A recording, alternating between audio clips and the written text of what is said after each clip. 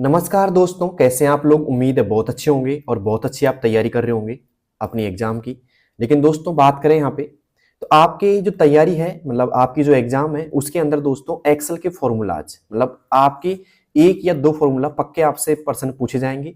और अगर आप ये क्लास देख लेते हैं तो ये प्रश्न आपके पक्के हो जाएंगे इस क्लास से। ठीक है, तो आज हम बात करेंगे एक्सेल फॉर्मूलाज की, PYQS की, जो पिछले एग्जाम में पूछे गए हैं आपसे। ठीक है, तो उनकी सभी की चर्चा करेंगे। तो अगर आपको प्रश्न आते हैं तो आप आंसर देना दोस्तों आराम से, और देखते हैं कि कितने सही होते हैं आपके इन प्रश्नों में से। ठीक है, मैं आपको एक एक चीज समझाऊंगा बारीकी से।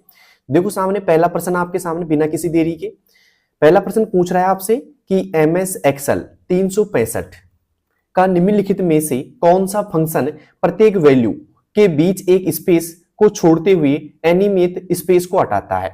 दोस्तों ये प्रश्न पूछ लिया गया है दिल्ली पुलिस कांस्टेबल 14/11/2023 को सेकंड शिफ्ट में। ठीक है, तो ये प्रश्न आ चुका है आपके, और ऐसा प्रश्न आपके अभी भी आ सकता है क्योंकि रिपीटेड क्वेश्चन बहुत सारे होते हैं फॉर्मूलाज के। तो क्वेश्चन वापस एक बार रीड कर लो कि MS एक्सेल 365 का निम्नलिखित में से कौन सा फंक्शन, ठीक है, कौन सा फंक्शन प्रत्येक वैल्यू, एक मिनट में पेन चेंज कर लेता हूं यहां से। ठीक है, प्रत्येक वैल्यू के बीच एक स्पेस को छोड़ते हुए अनियमित स्पेस को हटाता है। ठीक है, तो भाई बात करें यहाँ पे अनियमित स्पेस क्या होता है, पहले तो आप ये समझो। ठीक है, उसके बाद में आंसर देना है अपन को। तो देखो मान लो कि आपने कुछ लिखा यहाँ पे, जैसे मैंने एक शब्द लिखा यहाँ पे डोसा, DAUSA, डोसा, DAUSA, डोसा। फिर मैंने यहाँ पे स्पेस दिया, एक स्पेस, दो स्पेस, तीन स्पेस। फिर मैंने लिखा यहाँ पे कंप्यूटर, COMPUTER, कंप्यूटर। फिर मैंने काफी स्पेस दिए यहाँ पे, और फिर मैंने कर दिया यहाँ पे वाला। जो आप डैश डैश देख रहे हैं यहाँ पे, ये क्या है दोस्तों, स्पेस है। तो सवाल यही पूछ रहा है, अगर मान लो किसी वैल्यू के अंदर बहुत सारे स्पेस लगे हुए हैं बीच में, ये क्या है दोस्तों, स्पेस है आपके। अगर ये स्पेस आप हटाना चाहते हैं, ठीक है, तो ऐसा कौन सा फॉर्मूला है जो सिर्फ एक स्पेस छोड़ेगा बीच में। ठीक है, मतलब ऐसा आउटपुट देगा वो फॉर्मूला, जैसे कि डोसा, ठीक है, फिर एक स्पेस देगा, फिर कंप्यूटर, ठीक है, और यहां पे कंप्यूटर के बाद में एक स्पेस, फिर वाला। मतलब ऐसा कौन सा फॉर्मूला है जो इतने सारे स्पेस को हटा करके सिर्फ एक स्पेस देना चाहता है, वो मतलब देगा वो आउटपुट में।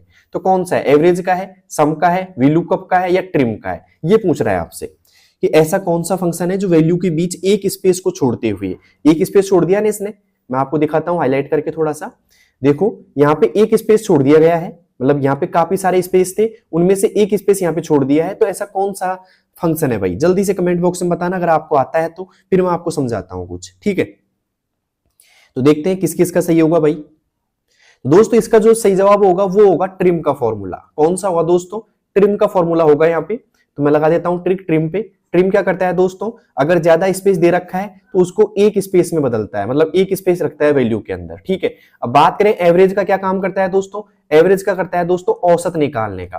किसका दोस्तों, औसत निकालने का यहाँ पे काम करेगा, औसत निकालेगा। ठीक है, सम का क्या करेगा दोस्तों, योगफल करेगा, मतलब योग निकालेगा। ठीक है, जोड़ेगा एक तरीके से। और VLOOKUP क्या करेगा दोस्तों, वैल्यू के अनुसार मैच करेगा।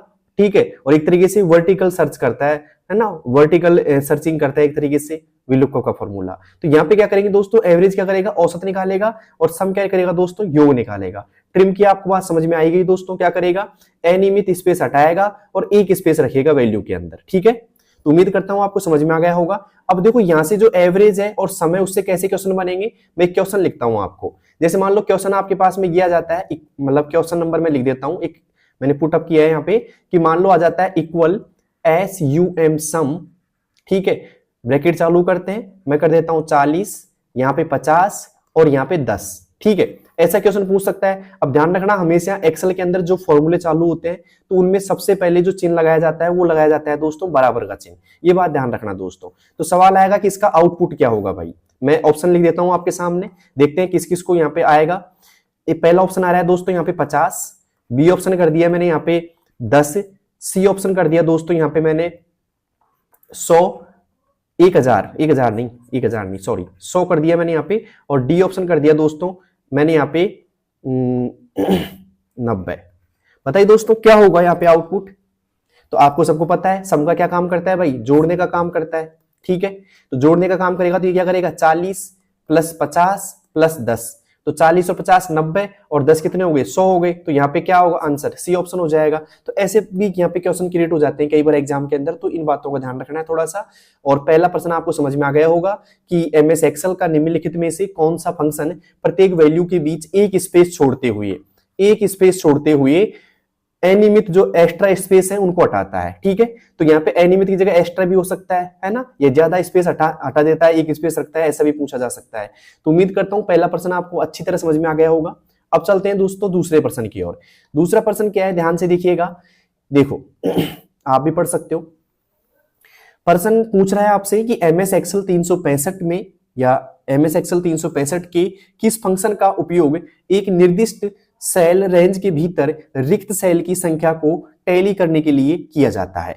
बताइए दोस्तों किसका किया जाता है, काउंट का, काउंट बी का, काउंट ए का, काउंट ब्लैंक का। अगर आपने पढ़ रखा है ये एक्सेल और फॉर्मूले आपको याद है तो आप जल्दी से आंसर दीजिएगा और फिर वेट कीजिएगा मेरे समझाने का भी। ठीक है, और क्लास अच्छी लगे आपको तो एक लाइक तो बनता है दोस्तों, साथ में इस क्लास को शेयर कर दीजिएगा। ठीक है, और उम्मीद ये करूंगा कि एक भी फॉर्मूला आपका एग्जाम में गलत नहीं होगा, सारे फॉर्मूले के क्वेश्चन आप सही करके आओगे। आपको यही पता होना चाहिए कि आपकी जो एग्जाम है उसके अंदर 1 से 2 फॉर्मूले पूछे जा सकते हैं आपसे। बताइए भाई क्या होगा इसका सही जवाब, कमेंट बॉक्स में जल्दी से दीजिएगा। यहाँ पे मैंने ऑप्शन लिखना भूल गया तो मैं लिख देता हूँ यहाँ पे A, B, C और D। अगर कोई फंक्शन में ऑप्शन लिखे नहीं तो आप मान लेना A है, ये B है, ये C है, ये D है। ठीक है, कुछ चीजें टाइप करने में मिस रह जाती हैं दोस्तों, उसलिए सॉरी। देखो यहाँ पे पूछ रहा है आपसे कि निर्दिष्ट सेल के भीतर एक रिक्त सेल की संख्या को टैली करने के लिए किया जाता है। तो मैं आपको थोड़ा समझा देता हूँ। जैसे मान लो आपके पास में एक रेंज है, ये रेंज है, ये मैंने एक एक्सेल की तरह रेंज बना दी, यहाँ पे मैंने कुछ कॉलम क्रिएट कर दिए। ओके, समझना थोड़ा सा। यहाँ पे दोस्तों ये सेल है आपकी, क्लियर है तक का? ओके, ये सेल है। अब इन सेलों के अंदर मैं कुछ वैल्यू पुट कर देता हूँ जो आपको मतलब देखने को मिलेंगी। जैसे मान लो यहाँ पे मैंने कर दिया वैल्यू पुट कर दी RAM राम। ठीक है, यहाँ पे मैंने 45 पुट कर दिया। ठीक है, यहाँ पे मैंने @ पुट कर दिया। ठीक है, और यहाँ पे मैंने हैज पुट कर दिया, यहाँ पे मैंने 40 पुट कर दिया, यहाँ छोड़ दिया, मैंने कुछ नहीं किया। और यहाँ पे जाकर के मैंने कर दिया दोस्तों एक तरीके से 45 के बाद में 40 कर दिया मान लो, और इसको मैंने छोड़ दिया और यहाँ पे मैंने कर दिया दोस्तों ओनली ए पुट कर दिया ए। ठीक है, तो अब मुझे बताइए कि ये यही पूछ रहा है कि अगर मान लो एक रेंज है, ऐसी रेंज आपको दिखाई देती है, उसके अंदर रिक्त सेल, मतलब ये जो खाली सेल है ना भाई, ये जो खाली सेल है 1 और 2, इनको एक तरीके से टैली मतलब गणना करने का कार्य कौन सा फंक्शन करता है? काउंट का करता है, काउंट बी का करता है, काउंट ए का करता है, या काउंट ब्लैंक का करता है? ये पूछ रहा है। जो खाली सेल आपको दिखाई दे रही है इस रेंज के अंदर, उनको कौन सा फंक्शन काउंट करेगा? जल्दी से कमेंट बॉक्स में बताइए। ठीक है, तो दोस्तों इन खाली सेलों को जो काउंट करेगा ना, वो करेगा दोस्तों काउंट ब्लैंक का फॉर्मूला। किसका करेगा भाई साहब?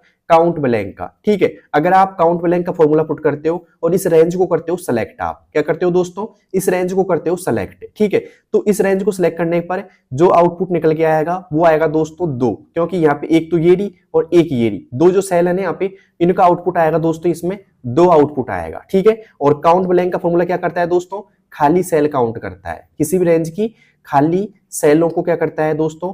गिनता है। क्लियर है तक का? तो खाली सेलों को कौन गिनता है? काउंट ब्लैंक का गिनता है। आउटपुट क्या आएगा इसका? 2 आएगा, क्योंकि 2 सेल क्या है दोस्तों? खाली है। तो इस रेंज के अंदर बात करें, खाली सेल कितनी है दोस्तों? 2 है। क्लियर है तक का? ओके, अब बात करें भाई काउंट का क्या काम करता है। तो काउंट का जो फंक्शन होता है ना, वो सिर्फ ये बोलता है कि भाई मैं तो सिर्फ एक काम कर सकता हूं, मैं सिर्फ नंबरों को मतलब काउंट कर सकता हूं। तो ये क्या करता है दोस्तों? सिर्फ नंबर्स को काउंट करता है। किसको दोस्तों? सिर्फ नंबर्स को काउंट करता है, या काउंट करता है, गिनता, कुछ भी आप बोल सकते हो। तो यहाँ पे भाई साहब क्या आउटपुट आएगा? कोई जानता है यहाँ पे?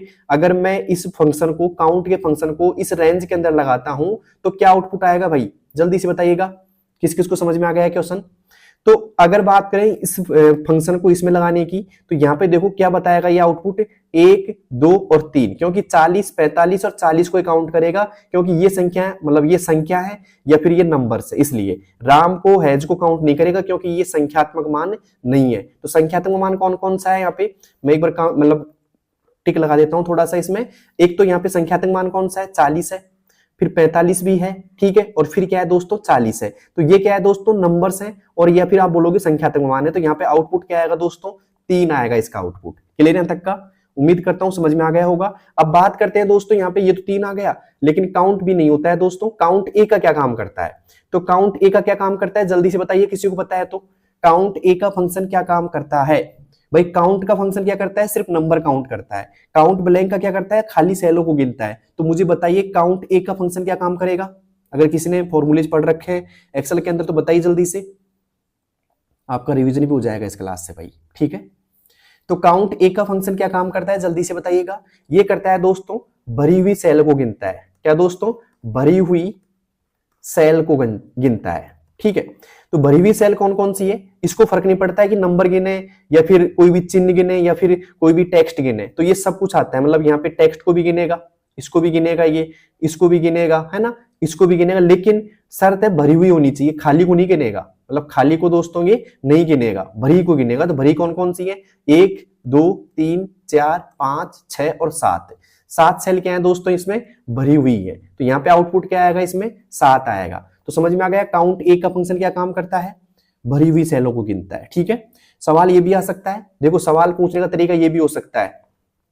मान लो इसी, मैं यहाँ पे लिख देता हूं, ये 4 ऑप्शन ही मान लेना, मैं क्वेश्चन ये लिख देता हूं इस जगह पे। मान लो क्वेश्चन आपका यह आ जाता है कि अक्षर, ओके, चिन्ह और नंबर को कौन सा फंक्शन काउंट करेगा? ओके, काउंट करेगा। मान लो ये क्वेश्चन आपके सामने आ जाता कि भाई मुझे बताइए अक्षर को, चिन्ह को और नंबर्स को कौन सा फंक्शन काउंट करेगा। बताइए दोस्तों क्या होता है इसमें आंसर? वो होता है दोस्तों काउंट ए का फंक्शन। क्या होता है भाई? काउंट ए का होता है। क्यों? क्योंकि काउंट ए भरी हुई सेल गिनता है, भरी हुई सेल में हो सकता है अक्षर भी हो सकते हैं, चिन्ह भी हो सकते हैं और नंबर्स भी हो सकते हैं। इसका आउटपुट क्या हो जाएगा, मतलब इसका आंसर क्या हो जाएगा भाई? काउंट, COUNT और ए का, काउंट ए का फंक्शन क्या करेगा भाई साहब? अक्षर, चिन्ह और नंबर्स को गिनेगा। तो उम्मीद करता हूं दूसरे पर्सन में आपको प्रॉब्लम नहीं होगी, और अगर यहां से काउंट ए और काउंट का फंक्शन भी अगर आ जाता है तो आप उसको गलत नहीं करके आओगे, ठीक है। तो किस किस को अच्छे समझ में आ गया भाई, जल्दी से बताइए मुझे। अब चलते हैं बिना किसी देरी के तीसरे पर्सन की ओर।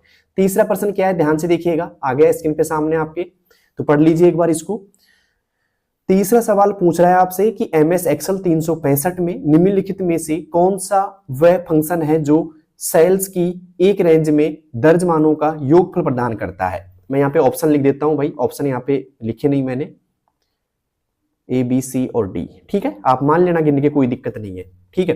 तो यहाँ पे MS एक्सेल 365 में निम्नलिखित में से कौन सा विकल्प वह फंक्शन है जो सेल की एक रेंज में दर्ज मानों का योगफल ज्ञात करता है, जल्दी से बताइएगा। देखो तो यहां पे मान लो एक रेंज की बात कर लेते हैं। मान लो ये रेंज है, एक रेंज मान लेते हैं ये, और इसमें भी कुछ मैंने कॉलम क्रिएट कर दिए, और यहाँ पे मैंने क्या कर दिया, यही कॉलम मेरे पास में है, और यहाँ पे मैंने कुछ मान रख दिए दोस्तों। क्या मान रख दिए, देखो आप, मैंने यहाँ पे रख दिया 10 20 30, है ना, फिर मैंने 40 कर दिया, यहाँ पे 50, और यहाँ पे मैंने कर दिया 60, ये कर दिया मैंने। अब यहाँ 50 कर दिया, ठीक है। तो अब ये पूछ रहा है कि इस रेंज में से योगफल, दर्ज मानों का योगफल कौन सा निकालेगा, ठीक है। मतलब एक रेंज मान लेते हैं, इस रेंज का मतलब योगफल कौन सा निकालेगा फंक्शन, जल्दी से बताइए। जैसे मान लो इस रेंज में से मैंने इतनी बड़ी रेंज की जगह मैंने सिर्फ इतना सा रख दिया, चलो इसको मैं थोड़ा सा और सॉर्ट आउट कर देता हूं जिससे आपको समझ में आ जाएगा। इसको मैं हटा देता हूं यहाँ से एक बार, ठीक है, और मैं सिर्फ एक काम करता हूं, इसमें पूरी को हटा दिया मैंने, और एक रेंज दे दी मैंने, इतनी सी रेंज दे दी मैंने, थोड़ा और अच्छी तरह समझ में आ जाएगा आपको। जैसे मान लो ये रेंज है आपके, इतनी सी रेंज आपकी है, और यहाँ पे मैंने ये 3 रेंज दे दी, मैंने दे दी 10 20 और 30, ये रेंज दे दी मैंने। अब ये बोल रहा है कि इस रेंज के अंदर जो योगफल निकालना है ना आपको, क्या निकालना है दोस्तों, योगफल, वो कौन सा फंक्शन निकालेगा, काउंट का, मैक्स का, एवरेज का या सम का, जल्दी से बताइएगा दोस्तों, कौन सा फंक्शन यहाँ पे योगफल निकालेगा, ठीक है, जल्दी से बताइएगा।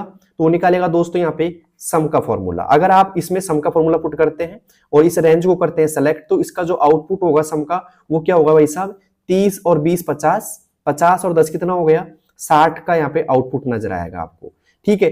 एवरेज क्या निकालेगा, औसत निकालने का काम करेगा, मतलब क्या करेगा भाई, औसत निकालेगा, क्लियर। अब औसत कैसे निकालेगा, मतलब सीधी सी बात है, राशियों का योग बटा राशियों की संख्या, एक फॉर्मूला आपने पढ़ा होगा मैथ में, राशियों का योग बटा राशियों की संख्या। तो अगर एवरेज का निकालेंगे तो औसत निकालेगा। औसत कैसे निकालता है? 10 + 20 + 30, है ना। 30 करने के बाद में यहाँ पे 3 का भाग दे देंगे अपन भाई, तो यहाँ पे आ जाएगा कितना? 10 और 20 कितने होते हैं? 30, और 30 और 30 कितने होते हैं? 60, और 60 में 3 का भाग देंगे तो कितना आएगा औसत? 20 निकल के आ जाएगा। ठीक है, तो उम्मीद करता हूं आपको औसत निकालना समझ में आ गया होगा। अब यहाँ पे मैक्स की बात करें तो मैक्स का क्या करेगा भाई? यहाँ पे अगर मैक्स का फॉर्मूला अप्लाई करता हूं इस रेंज के अंदर तो क्या करेगा? देखो मैक्स क्या काम करता है? सबसे अधिकतम मान निकालता है। सबसे अधिकतम बोल दे, सबसे अधिकतम बोल दे, कोई दिक्कत नहीं है, अधिकतम मान निकालेगा। तो अधिकतम मान कौन सा है भाई? 10 है, 20 है, 30 है, तो यहाँ पे 30 है। तो यहाँ पे अगर मैं बात करूं मैक्स का फॉर्मूला अधिकतम मान निकालेगा तो आउटपुट क्या होगा भाई? इसका 30 होगा। किस किस को पता लग गया कि इसका आउटपुट 30 होगा? अब बात करें दोस्तों काउंट के फंक्शन की, तो भाई साहब अभी बता के आया था मैं आपको किस किस का मतलब मेमोरी तेज है, किस किस को पता लग गया इसका। काउंट का फंक्शन क्या काम करता है, और मुझे बताइए आउटपुट क्या होगा काउंट का, जल्दी से बताइए कौन कौन लोग दे पाएंगे। ठीक है, मतलब तीसरे का क्या आउटपुट होगा, मतलब काउंट, तीसरे का जो काउंट का जो फंक्शन यहाँ पे है ऑप्शन, इसका क्या आउटपुट निकल के आएगा? मुझे जल्दी से बताइएगा, जल्दी से बताइएगा। किस किस को पता है भाई काउंट क्या करेगा? अगर इस रेंज में काउंट का फंक्शन का यूज करता हूं मैं तो क्या काम करेगा? जल्दी से बताइएगा क्या आउटपुट आएगा इसका। दोस्तों आउटपुट आएगा 3। किस किस का है भाई? 3। ठीक है, तो उम्मीद करता हूं तीसरा प्रश्न भी आपको अच्छे से समझ में आ गया होगा, और ये भी दोस्तों पूछा गया है दिल्ली पुलिस कांस्टेबल 22/11/2023 की एग्जाम में सेकंड शिफ्ट में। ठीक है, ये प्रश्न भी आ चुका है। ठीक है, ओके, अब चलते हैं एक और शानदार प्रश्न की ओर, मतलब चौथे प्रश्न की ओर। ठीक है, चौथा प्रश्न सामने दिखाई दे रहा है आपको कि MS एक्सेल 365 में A1 से A10 के या A10 में मानों के औसत की गणना के लिए निम्नलिखित में से कौन सा फॉर्मूला सही है।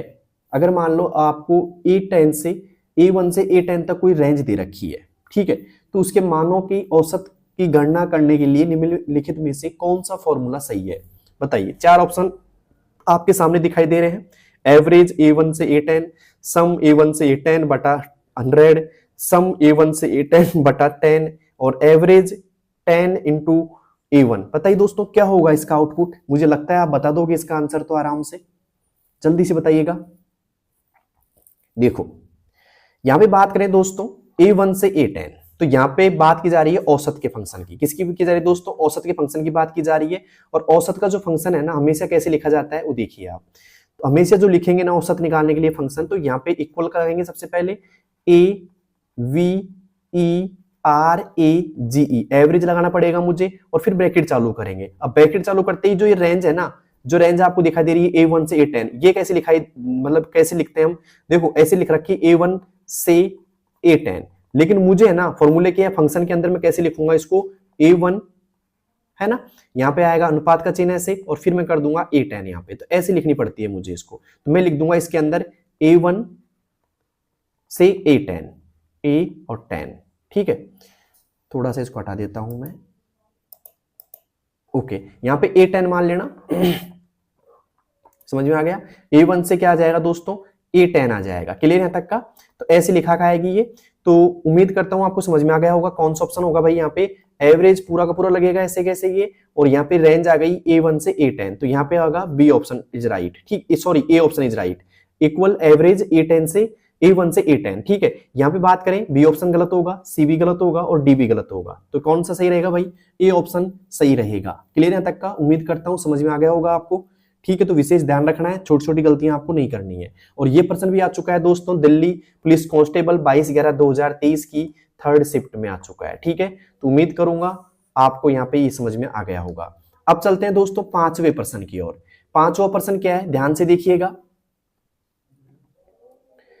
5वां प्रश्न है दोस्तों MS एक्सेल 365 में सेल की रेंज में सबसे छोटा मान ज्ञात करने के लिए निम्नलिखित में से किस फंक्शन का उपयोग किया जाता है? बताइए दोस्तों, MS एक्सेल 365 में सेल्स की एक रेंज में सबसे छोटा मान ज्ञात करने के लिए किस फंक्शन का उपयोग किया जाता है? तो ऐसा ही एक फंक्शन में पढ़ा के आया था आपको ऊपर, मैं दिखाता हूं एक बार। ठीक है, यहाँ पे हमने बात की थी दोस्तों मैक्सिमम की बात की थी। ये मैक्सिमम रहा हमारा, और यहाँ पे क्या आउटपुट था इसका 30, क्योंकि ये सबसे अधिक मान निकालता है। ठीक है, अब मैं आपको ले चलता हूँ वापस से 5वें प्रश्न की ओर। 5वां प्रश्न देखिएगा कि सेल रेंज में सबसे छोटा मान ज्ञात करने की बोल रहा है। ये बताइए दोस्तों, सबसे छोटा, जैसे मान लो एक सेल रेंज है, मैं दिखा देता हूँ आपको, ये सेल रेंज है आपकी एक, और इस सेल रेंज के अंदर यहाँ पे 3 मान रखे हुए हैं। पहला रखा हुआ है यहाँ पे 20, दूसरा 40 और तीसरा रखा है 10। तो मुझे बताइए यहाँ पे जो सेल रेंज है उसमें सबसे छोटा मान कौन सा है? 10 है। तो इसमें से किस फंक्शन का आंसर, मतलब कि कौन सा फंक्शन ऐसा है जो यहाँ पे 10 आउटपुट देगा? बताइए दोस्तों। तो यहाँ पे एवरेज की बात करें तो ये तो बेचारा क्या निकालता है? औसत निकालता है। आपको पता है इस चीज का, ये औसत निकालेगा। ठीक है, निकालेगा। यहाँ पे एक गलती हो चुकी है हमसे, हमने ऑप्शन नहीं डाले, तो आप लिख लेना यहाँ पे ए बी सी और डी, सपोर्ट प्लीज। ठीक है, कोई ये मत बोलना कि ऑप्शन लगाया नहीं है आपने, आप लगा लेना प्लीज। ठीक है, तो यहाँ पे पहला ऑप्शन आ रहा है कि एवरेज का तो क्या निकालेगा? औसत निकालेंगे इससे। तो और औसत कैसे निकालेंगे भाई? अगर आपके सामने औसत आ जाता है ऐसा, तो राशियों की योग बटा राशियों की संख्या, तो यहाँ पे 20 और 40 कितने होते हैं? बात करें 20 प्लस 40 प्लस 10, ऐसे निकालेंगे ना, और बटा करेंगे दोस्तों 3 यहाँ पे, तो आप आराम से निकाल सकते हैं। 20 और 40 कितने हो गए दोस्तों? 60 और 10 कितने हो गए? 70। तो 70/3 जो यहाँ पे आउटपुट अगर या तो आएगा 70/3, या फिर इससे निकलने वाली जो वैल्यू है वो आ जाएगी, यहाँ पे लगा लेना आप। काउंट क्या करेगा दोस्तों? गिनने का काम करता है, बताया था मैंने आपको, है ना। और क्या गिनता है दोस्तों? के संख्या या नंबर गिनता है। ठीक है, तो इसका आउटपुट क्या आएगा? एक संख्या, दो संख्या और तीन संख्या, तो यहाँ पे 3 आ जाएगा भाई इसका। सम क्या करेगा दोस्तों? योग करेगा। तो योग क्या होगा भाई साहब? 20 और 40 कितने हो गए? 60 और 10 कितने हो गए? 70। तो यहाँ पे आ जाएगा 70 योग आ जाएगा। मिनिमम क्या करेगा भाई साहब? सबसे छोटा मान ज्ञात करेगा इससे। तो पता लग गया आंसर, सबसे छोटा मान निकालेगा। ठीक है, तो सबसे छोटा मान क्या है भाई साहब इस सवाल का, मतलब इस रेंज का? तो सबसे छोटा मान इस रेंज का है भाई साहब 10। कितना है दोस्तों? 10 है। तो उम्मीद करता हूं समझ में आ गया होगा आपको। ठीक है, इसका सवाल ऐसे भी बन सकता है, जरूर नहीं ऐसे पूछे, हो सकता है ऐसे पूछ ले कि बताइए इसका आउटपुट क्या होगा। एक फंक्शन दे देगा आपको, क्वेश्चन दे देगा ऐसे, उस क्वेश्चन के अंदर एक फंक्शन दे दिया इक्वल MIN, मिनिमम ब्रैकेट चालू करेंगे, यहाँ पे दे दिया 68, है ना, यहाँ पे दे दिया 40, और 40 के बाद में यहाँ पे दे दिया एक तरीके से 37। ठीक है, एक और रेंज दे दी, मान लो यहाँ पे दे दिया 62। तो बताइए क्या आउटपुट होगा इसका? जल्दी से बताइए आउटपुट क्या होगा। ऑप्शन नहीं डालूंगा कुछ भी मैं, बताइए आउटपुट क्या होगा जल्दी से। अगर ये फंक्शन आपको दिख जाता है ऐसे, और ऐसे वैल्यू भरी हुई मिल जाती है आपको किसी फंक्शन में, तो बताइए मुझे इसका आउटपुट क्या होगा? 68 होगा, 40 होगा, 37 होगा या 62 होगा? जल्दी से बताइए दोस्तों क्या होगा इसका आउटपुट। तो दोस्तों इसमें सबसे छोटा मान कौन सा है? सबसे छोटा मान की बात करें हम, तो सबसे छोटा मान कौन सा है इसमें? वो है दोस्तों यहाँ पे सबसे छोटा मान 40 नहीं 37 है। क्या है दोस्तों? 37 है सबसे छोटा मान। तो यहाँ पे क्या आ जाएगा आउटपुट इसका? 37 आ जाएगा। क्यों? क्योंकि ये क्या करता है? सबसे छोटा मान ज्ञात करता है, सबसे छोटा मान। क्लियर यहाँ तक का? अगर यहाँ पे मैक्स लिखा जाता है, मान लो क्या लिखा जाता है? मैक्स का फॉर्मूला लिखा जाता है यहाँ पे, तो फिर आउटपुट क्या होगा? मैक्स में क्या होगा आउटपुट इसका? मान लेते हैं कि मैक्स आ गया, तो फिर आउटपुट क्या होगा दोस्तों? 68 होगा। क्लियर यहाँ तक का? उम्मीद करता हूँ समझ में आ गया होगा। अगर मैं इसी में लगा देता हूं काउंट का फंक्शन, अगर मान लो वैल्यू आपके पास ये की यही है, लेकिन फंक्शन क्या आ रहा है सामने? काउंट का आ रहा है, तो क्या आउटपुट होगा भाई? काउंट का आ रहा है तो गिनेगा 1 2 3 4 संख्या है, तो 4 आ जाएगा यहाँ पे। ठीक है, तो उम्मीद करता हूं समझ में आ गया होगा आपको। ठीक है, तो दूसरा कौन सा प्रश्न था ये? पांचवा भी आपको अच्छी तरह समझ में आ गया होगा। और कौन कौन ऐसे शख्स हैं जिन्होंने 5 के 5 एकदम सही किए हैं? वैसे कर दिए होंगे भाई, मुझे पूरी उम्मीद है आपसे, क्योंकि तैयारी आपकी बेटर होगी। अब चलते हैं दोस्तों आज के छठे प्रश्न की ओर। छठा प्रश्न क्या है कि एक्सेल में, MS एक्सेल में सम इफ फंक्शन लिखने के लिए सही सिंटैक्स क्या कौन सा है? MS एक्सेल में सम इफ लिखने का सही सिंटैक्स कौन सा है भाई? बताइए दोस्तों कौन सा सही सिंटैक्स है? यहाँ पे 4 ऑप्शन आपके सामने, आप एक बार देख लो आराम से, मैं पढ़ूंगा नहीं ऑप्शनों को, आप देख लो एक बार अच्छे से कौन सा है भाई। जल्दी से दीजिएगा आंसर। ए ऑप्शन है, बी है, सी है या डी है? कौन सा है जल्दी से बताइएगा मुझे। MS एक्सेल में सम इफ फंक्शन लिखने का सही सिंटैक्स कौन सा है? जल्दी से बताइएगा दोस्तों। किस किस को सवाल समझ में आ गया भाई ये? तो यहाँ पे सही सिंटैक्स कौन सा होगा दोस्तों? उससे पहले मैं आपको सिंटैक्स दिखाई देता हूँ सम इफ का। ठीक है, आपने वैसे पढ़ रखा होगा MS एक्सेल में, तो यहाँ पे मैंने कुछ आपको दिखा रहा हूँ दोस्तों। यहाँ पे देखिएगा ध्यान से, ये आपका एक सिंटेक्स दिखाई दे रहा है आपको सामने, समिफ लगाने के बाद में समिफ आएगा यहाँ पे, और समिफ के बाद में आपको रेंज दिखाई देगी, फिर क्राइटेरिया दिखाई देगा यहाँ पे, फिर यहाँ पे सम रेंज दिखाई देगी आपको। तो ये सब चीजें दिखाई देती हैं, प्लस ब्रैकेट चालू बंद जो हो रहे हैं वो देख लो आराम से। तो ऐसा सिंटेक्स आपको दिखाई देता है समिफ का। किसका दोस्तों? समिफ का। तो यहाँ पे कौन सा सिंटेक्स सही रहेगा? यहाँ पे देखिएगा आपकी रेंज भी आएगी, क्राइटेरिया भी आएगा, और यहाँ पे जाकर के समिफ भी ऐसे जो भी है दिखाई देगा। तो यहाँ पे आएगा ए ऑप्शन इज राइट। ठीक है, तो जब भी आप एक्सेल में फॉर्मूला यूज करो तो एक बार सिंटेक्स जरूर देख लिया करो कि ऐसा कौन सा यहाँ पे सिंटेक्स है जो सही है। ठीक है, तो आराम से लगाया करो एक्सेल में फॉर्मूला, और एक एक फॉर्मूले को अच्छे से पढ़ना दोस्तों। ठीक है, अब चलते हैं दोस्तों अगली क्लास, अगली क्लास के अगला क्वेश्चन जिसका नंबर है 7वां। ठीक है, ओके। क्लास से याद आया, क्लास कैसी लग रही है आपको? अगर अच्छी लग रही है तो बताना कमेंट बॉक्स में, और साथ में अपने दोस्तों के पास जिनकी दिल्ली पुलिस SCM की एग्जाम है उनको सभी को यहाँ पे इस क्लास को शेयर करना। ठीक है, 7वां प्रश्न है आपका कि वर्कशीट में एक कॉलम में विद्यार्थियों के अंक की सूची है। ठीक है, 90 से अधिक अंक प्राप्त करने वाले विद्यार्थियों की संख्या की गणना के लिए एक्सेल 365 में किस फंक्शन का उपयोग किया जाना चाहिए? बताइए दोस्तों, वापिस पढ़ देता हूं एक बार मैं। वर्कशीट में एक कॉलम में विद्यार्थियों के अंकों की सूची है, मतलब एक कॉलम दे रखा है उसमें विद्यार्थियों के अंकों की सूची है। 90 से अधिक अंक प्राप्त करने वाले विद्यार्थियों की संख्या की गणना के लिए एक्सेल 365 में किस फंक्शन का उपयोग किया जाना चाहिए? ठीक है, 4 ऑप्शन आपके सामने, ए ऑप्शन, बी, सी और डी। बताइए दोस्तों, ए ऑप्शन है काउंट इफ का, दूसरा ऑप्शन है काउंट का, तीसरा काउंट ए का है, और चौथा यहाँ पे काउंट ब्लैंक का है। जल्दी से बताइएगा दोस्तों क्या होगा इसका सही जवाब। अगर आपको आता है तो जल्दी से बताइएगा, मैं थोड़ा सवाल समझा देता हूं आपको। जैसे मान लो एक ऐसा कॉलम है, एक कॉलम ऐसा दे रखा है आपको, और इस कॉलम के अंदर 4-5 बच्चे हैं। कितने बच्चे हैं दोस्तों? एक यहाँ पे सेल 2, 3, और यहाँ पे बच्चे मैंने बना दिए, यहाँ पे 4-5 बच्चे जो भी हैं, और यहाँ पे मैं कुछ नंबर से भर देता हूँ इनके। ठीक है, मान ले कि एक बच्चे के 88 नंबर आए हैं, एक के 91 नंबर आए हैं, एक के यहाँ पे 83 नंबर आए हैं, एक के 95 नंबर आए हैं। ठीक है, ओके, और एक के यहाँ पे 70 नंबर आए हैं। ठीक है, अब सवाल ये पूछ रहा है कि इतने ऐसे कितने बच्चे हैं जिनके 90 से ज्यादा नंबर आए हैं। ठीक है, 90 से अधिक नंबर आया है यहाँ पे। तो यहाँ पे देखो 90 से एक तो इसके अधिक आ रहे हैं और एक इसके आ रहे हैं, तो इसका आउटपुट तो क्या होगा भाई? 2 होगा आउटपुट तो। लेकिन ये 2 आउटपुट कौन से फंक्शन से आएगा ये पूछ रहा है सवाल आपसे। ठीक है भाई, 2 जो आएगा, ठीक है, वो कौन से फंक्शन से आउटपुट निकलेगा? काउंट इफ के से निकलेगा, काउंट के से निकलेगा, काउंट ए के से निकलेगा, या काउंट ब्लैंक के से निकलेगा? जल्दी से बताइए दोस्तों। ठीक है, अगर आपको आते हैं तो जल्दी से मुझे बताइएगा कौन सा फंक्शन होगा ऐसा। ठीक है, तो मैं आपको समझाता हूं पहले डी ऑप्शन को। डी ऑप्शन क्या करता है भाई? काउंट ब्लैंक का फंक्शन होता है जो क्या करता है, एक तरीके से रिक्त सेल गिनता है। ओके, रिक्त सेल क्या करता है दोस्तों? गिनता है। तो इसमें तो इसका तो आउटपुट क्या निकलेगा? इसका 0 निकलेगा, क्योंकि कोई खाली सेल है ही नहीं भाई, तो ये तो काम आएगा नहीं। ठीक है, और वैसे भी काउंट ब्लैंक क्या करता है? रिक्त सेल गिनता है, और ये क्या बोल रहा है कि 90 से अधिक अंक प्राप्त करने वाले, तो नहीं, ये तो इसकी पार नहीं पड़ेगी भाई, ये तो नहीं आएगा। दूसरा काउंट ए का, तो भाई ये बोलता है कि मैं तो ये काम कर सकता हूं भाई, भरी हुई सेल ही गिन सकता हूं। क्या कर सकता हूं मैं? भरी हुई सेल ही गिन सकता हूं, तो भरी हुई सेल ही गिनता है। ठीक है, तो अगर मैं इसको लगाता हूं गलती से फॉर्मूले को, तो आउटपुट क्या निकल के आएगा? 1 2 3 4 5 आउटपुट निकल के आएगा, क्योंकि 5 भरी हुई सेल है इसके अंदर। ठीक है, लेकिन मुझे लगाना है नहीं, क्योंकि मुझे क्या करना है? 90 से अधिक अंक प्राप्त करने वाले विद्यार्थियों की संख्या ज्ञात करनी है। काउंट क्या करता है? ये बोलता है कि भाई मैं गिन तो दूंगा, मैं संख्याएं गिन दूंगा, लेकिन मुझे ये पता नहीं है कि 90 से अधिक वाले गिनने, 90 से कम वाले, मैं सभी को गिनूंगा, मेरे लिए सब बराबर हैं। तो यहाँ पे ये क्या करता है? सिर्फ नंबरों को गिनता है। क्या करता है दोस्तों?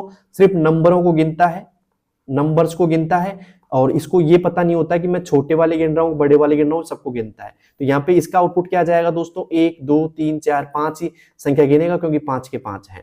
अब बात करते हैं दोस्तों काउंट इफ की, तो ये भी नहीं होगा, ये भी नहीं होगा, काउंट इफ का होगा। अब काउंट इफ का क्यों होगा भाई? उसका देखो, मतलब यहाँ पे मैं चेंज कर लेता हूं। काउंट इफ क्या काम करता है? शर्तों के आधार पे गिनता है। क्या करता है दोस्तों? शर्तों के आधार पे गिनता है, आधार पर गिनता है।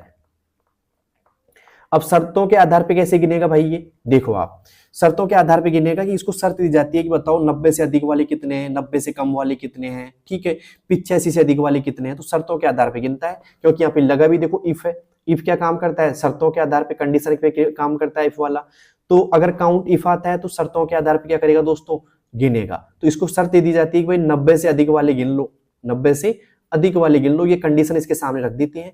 तो ये जैसे कंडीशन देखता है तुरंत पहुंचता है यहाँ पे, भाई ये तो नहीं है 90 से अधिक, एक तो ये गिनेगा, ये भी नहीं है 90 से अधिक, एक ये गिन लेगा और ये नहीं गिनेगा। तो कौन कितने गिनेगा, एक तो ये रहा और एक ये रहा, मतलब दो संख्याओं को गिनेगा ये। तो इसका आउटपुट क्या आ जाएगा दोस्तों, 2 आ जाएगा। तो आउटपुट की बात नहीं की जा रही, बात की जा रही है कि कौन सा फंक्शन काम करेगा जो 90 से अधिक गिनने का काम करेगा। तो वो करेगा दोस्तों काउंट इफ का फंक्शन। कौन सा करेगा भाई, काउंट इफ का फंक्शन करेगा। तो 7वां प्रश्न किस किस को समझ में आ गया और समझाने का तरीका किस किस को समझ में आ गया, जल्दी से मुझे बताइएगा। ठीक है, अब चलते हैं बिना किसी देरी के 8वें प्रश्न की ओर। उम्मीद करता हूं भाई समझ में आ गया होगा आपको। ठीक है,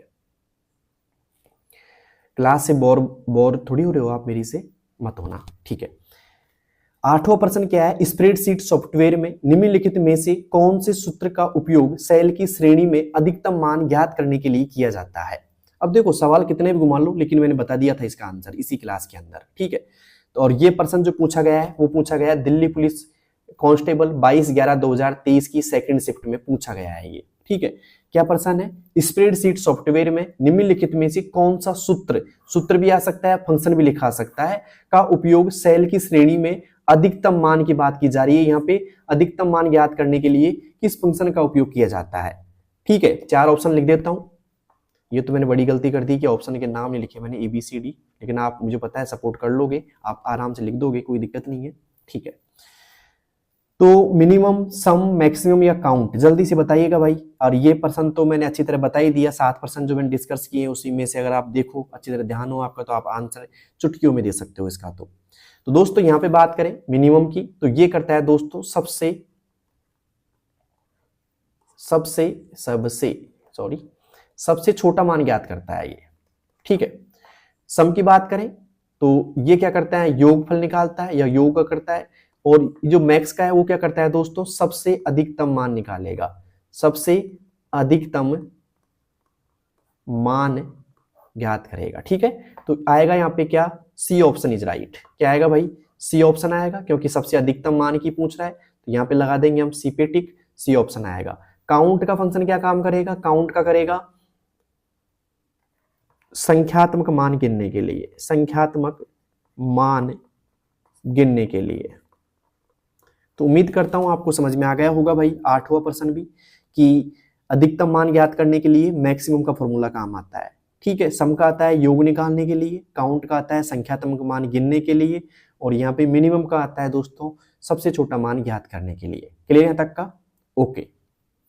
तो उम्मीद करता हूं समझ में आ गया होगा आपको। ठीक है, अब चलते हैं दोस्तों आज के 9वें प्रश्न की ओर। 9वां प्रश्न हमारा क्या है, ध्यान से देखिएगा। MS Excel 365 में किसी विशिष्ट सेल पर लागू सूत्र को प्रदर्शित करने के लिए निम्नलिखित में से किस फंक्शन का उपयोग किया जा सकता है।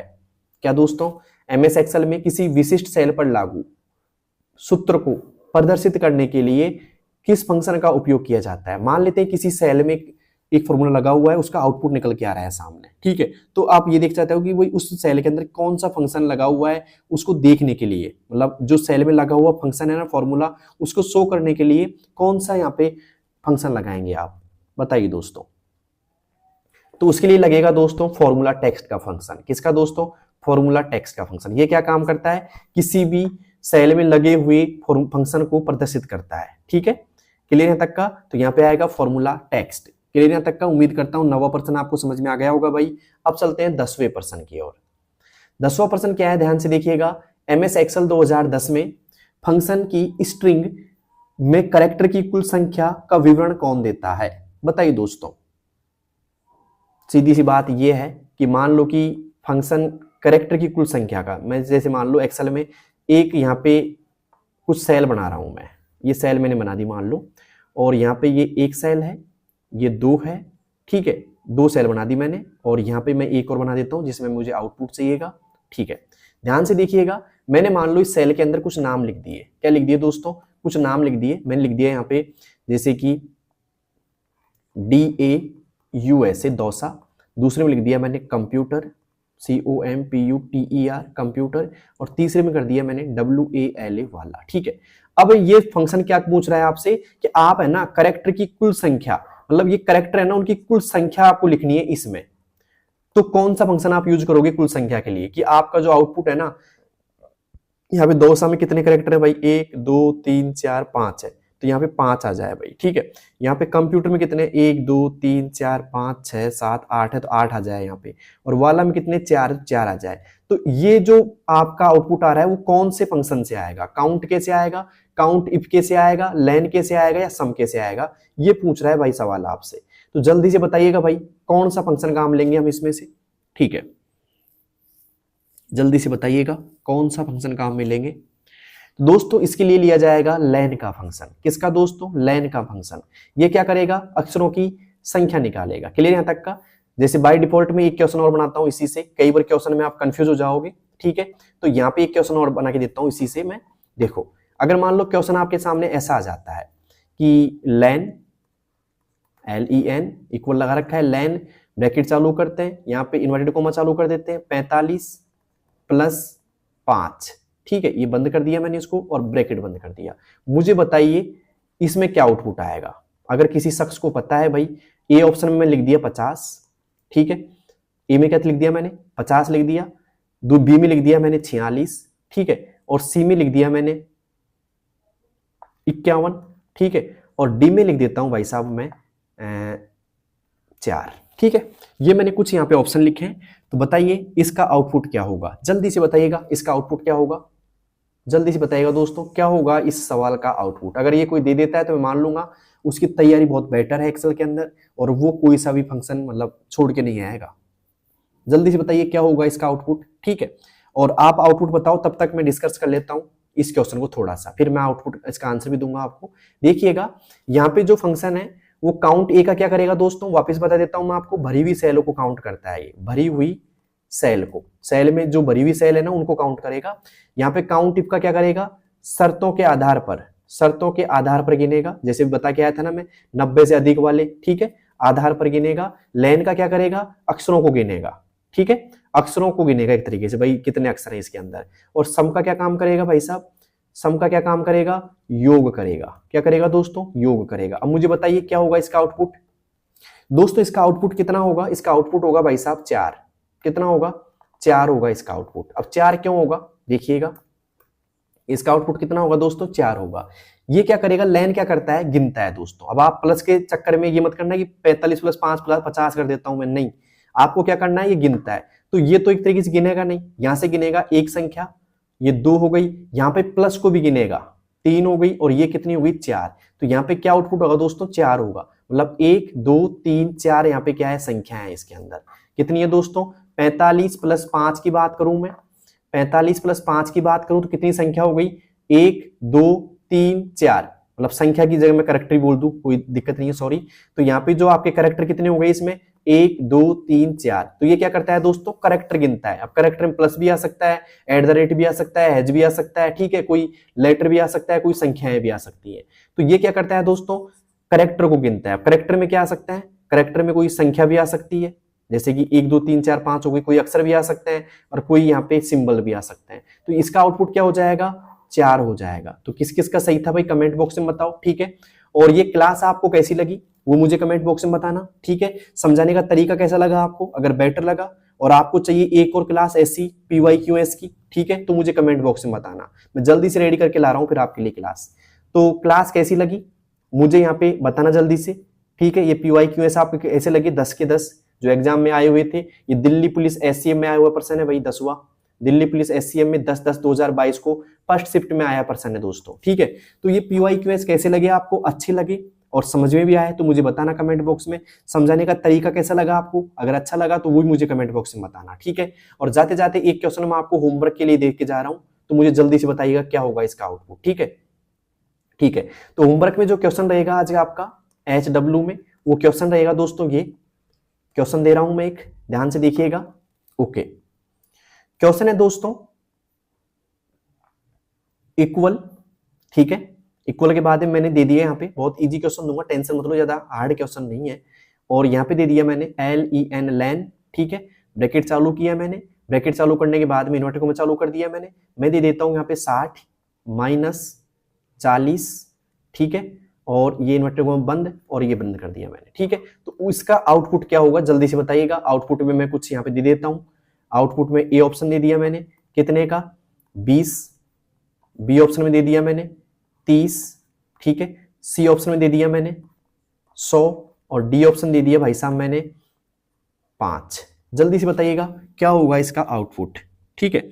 अगर आपको आता है तो आप बता सकते हैं इसका आउटपुट कितना होगा, और जल्दी से कमेंट बॉक्स में बताना मुझे क्लास कैसी लगी, बताना मुझे। और इस क्लास को उन बच्चों के पास शेयर कर दो जो दिल्ली SCM के हैं, जो एग्जाम देंगे, ठीक है। तो शेयर कर दो, अच्छे खासे व्यूज आने चाहिए इस क्लास के ऊपर, अच्छे खासे लाइक आने चाहिए, तब मैं अगली क्लास लेके आऊंगा आपके लिए फॉर्मूलाज की, ठीक है। मिलते हैं दोस्तों नेक्स्ट क्लास में, तब तक के लिए आपकी तैयारी को बेटर करते रहिएगा। उम्मीद करता हूं आपका कोई भी फॉर्मूले का क्वेश्चन गलत नहीं होगा, और हो सकता है कि आपको इसी क्लास से 1 या 2 क्वेश्चन मिल जाए आपको फॉर्मूलाज के, ठीक है। ये तो उम्मीद करना कि हर क्लास में आपका एक फॉर्मूला पूछेगा आपको, तो 1% तो आप पक्का कर ही लोगे इस क्लास से, उम्मीद तो मैं ये करता हूँ, ठीक है। नेक्स्ट क्लास में कितने फॉर्मूले चाहिए आपको वो बताओगे मुझे, ठीक है। और किस किस को एक्सेल में दिक्कत आ रही है अभी तक बताना मुझे। अगर आपको दिक्कत आ रही है तो मैं पूरी एक्सेल की PYQS ले आऊंगा आपके लिए जो अब तक पूछे गए हैं, ठीक है। अगर दिक्कत आ रही तो बताना मुझे, ठीक है। मिलते हैं दोस्तों नेक्स्ट क्लास में, तब तक के लिए बेस्ट ऑफ लक, धन्यवाद, थैंक यू। तो चलते हैं फिर आपकी नेक्स्ट क्लास बनाने के लिए, नेक्स्ट PYQS, ओके, ठीक है।